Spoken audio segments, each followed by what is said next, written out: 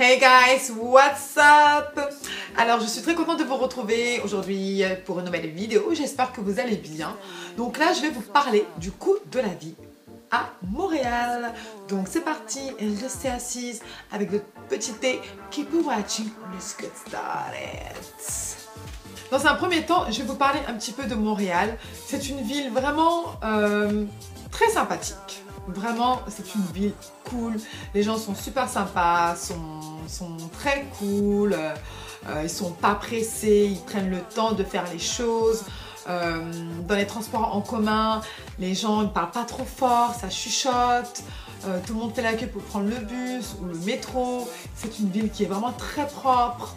Je n'ai jamais vu de crotte de chien. Honnêtement, j'en ai jamais vu depuis que je suis ici. Quoi encore? Qu'est-ce que je pourrais vous dire? En été, c'est super parce qu'il fait chaud, il y a plein de festivités, il y a plein d'activités à faire. En hiver aussi, mais je suis en train de voir ça et puis après, donc je vous en parlerai très prochainement. Mais honnêtement, c'est vraiment une belle ville et c'est une qualité de vie vraiment très bien, mis à part le froid. Mais vraiment, si c'est un jeune couple qui veut s'installer ici, avoir des enfants, franchement, moi je conseillerais Montréal. On va commencer maintenant avec le logement. Ici à Montréal, c'est trop facile d'avoir un logement. Vous n'avez pas besoin de montrer votre fiche de salaire, il n'y a pas de discrimination, on ne vous demande pas ce que vous faites dans la vie. Aucun problème, si vous pouvez payer votre loyer à la fin du mois, vous avez votre logement. Contrairement en France où c'est beaucoup plus compliqué, mais ici franchement ils sont vraiment très cool, ils sont vraiment très ouverts, sachant que moi quand je suis arrivée ici j'avais pas de travail et on m'a quand même donné l'appartement. Donc vous voyez ce que je veux dire, alors qu'en France j'ai pas de travail, non, t'as pas d'appartement. Donc voilà, ici vous avez des studios qu'on appelle ici donc les 1,5. Vous avez les 3 pièces qu'on appelle ici donc les 3,5. Moi, honnêtement, moi personnellement, pardon, moi j'ai pris un studio. Je me sens vraiment à l'aise, il est vraiment très grand, il est spacieux, je ne paye pas du tout cher mon loyer. J'ai l'eau chaude qui est comprise dans mon loyer. Souvent en fait donc dans les appartements donc vous avez donc l'eau chaude qui est comprise. Par contre tout ce qui est électricité et chauffage donc ça vous le payez à part, mais franchement c'est pas trop cher. Tous les mois, moi ça me revient à peu près à 40 $ par mois. Voilà, je me sens vraiment à l'aise. J'avais pas besoin de prendre, j'avais pas envie en fait de prendre un 3 pièces. Mes sœurs, quand elles sont venues ici, on n'était pas du tout serrés comme des sardines. Franchement, il y a vraiment de l'espace et vous pouvez vous installer où est-ce que vous voulez. Si vous voulez habiter au centre-ville ou un petit peu plus loin que Montréal, vous avez le choix. Et ici, on ne vous prend pas la tête avec votre statut. Et ça, c'est trop bien. Prenez-en de la graine. En France, ça serait tellement bien. On va parler à présent des taxes. Il faut savoir qu'ici, on ne paye jamais TTC. C'est pas comme en France où quand moi je dois payer 20 €, c'est 20 €. Ici, quand je paye 20 $, j'arrive à la caisse, ça me fait 25 $. Vous voyez ce que je veux dire? Et oui, donc il faut s'adapter, c'est comme ça. Donc ici, on a la taxe TPS, donc qui est la taxe produit sur les ventes, et la taxe, non, et la TVQ, qui est donc la taxe... qui est donc la taxe des ventes du Québec. Je crois que c'est ça. Je vous montrerai tout à l'heure ici donc la signification. Donc voilà, donc si demain vous comptez venir à Montréal, donc préparez-vous psychologiquement parce que vous n'allez jamais payer le prix que vous avez vu en rayon, ça faut le savoir. Et tout ce qui est fruits et légumes et le pain, ça il n'y a pas de taxe. Donc c'est ça. On va parler maintenant des forfaits internet et téléphone. Je vais commencer par le forfait téléphone. Il faut savoir que ici c'est pas illimité comme en France. Hein. Donc voilà, ça n'a rien à voir. Free, SFR, on oublie. Hein. Mais je trouve quand même il y a quelques forfaits similaires. Bon, pas vraiment. Mais il y a des forfaits qui sont à des prix corrects. Donc voilà. Moi, je paye 55 $, donc ça me revient à, je crois, 30-35 €, je crois. Il ne faut pas oublier que, normalement, je paye 48 $ hors taxe, mais avec les taxes, je paye 55 $. Ça, il ne faut pas l'oublier aussi. Donc, si vous venez, franchement, prenez un forfait illimité. Comme ça, vous ne vous prenez pas la tête, vous n'allez pas payer plus, vous n'aurez pas de surprise. Parce que ici, hein, quand votre forfait dépasse là c'est pas des jokes, hein. C'est pas des jokes. Donc faites très attention. De toute façon, je vous mettrai en barre d'infos le forfait que moi j'utilise. Il me convient très bien. Donc j'ai appel entrant illimité, j'ai la messagerie gratuite. Messagerie, c'est la boîte vocale, enfin c'est le répondeur. Voilà, donc j'utilise leurs expressions.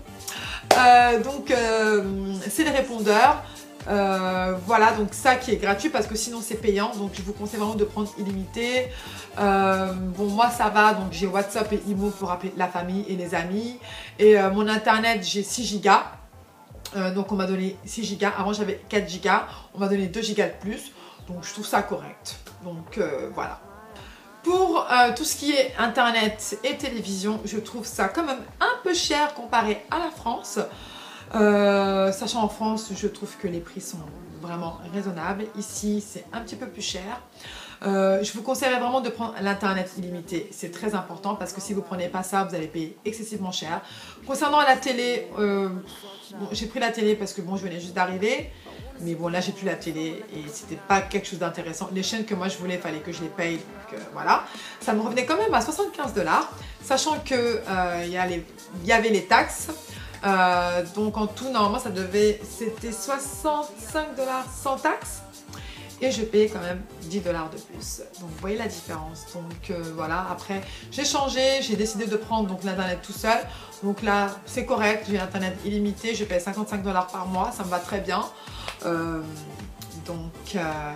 Voilou, comparé à la France, ça n'a rien à voir. Pour les sorties cinéma et resto, concernant les cinéma, je crois que c'est le même prix qu'en France, hein. Donc sachant qu'en France on a quand même la carte illimitée UGC et Gaumont.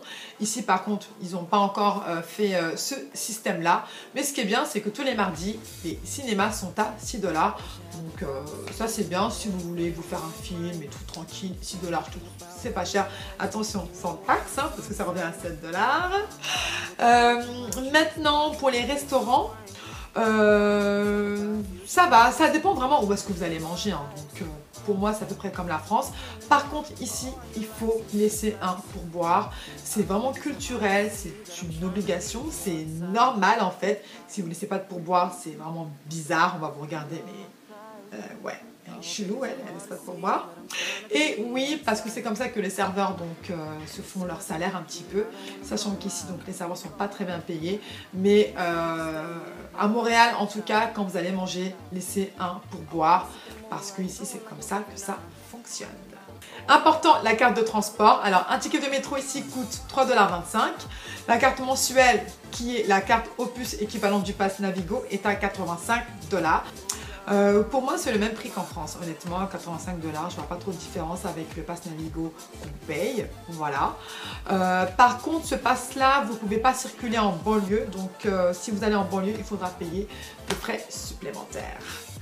Le dernier point, le dernier coup qui me désole, c'est de voyager. Le coût du voyage, c'est trop cher.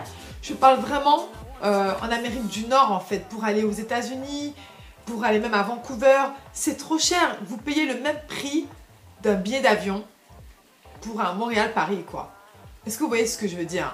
Je m'étais renseignée pour aller à Miami. Donc je ne sais pas si je vais y aller ou pas, je suis en train de réfléchir honnêtement pour le mois prochain.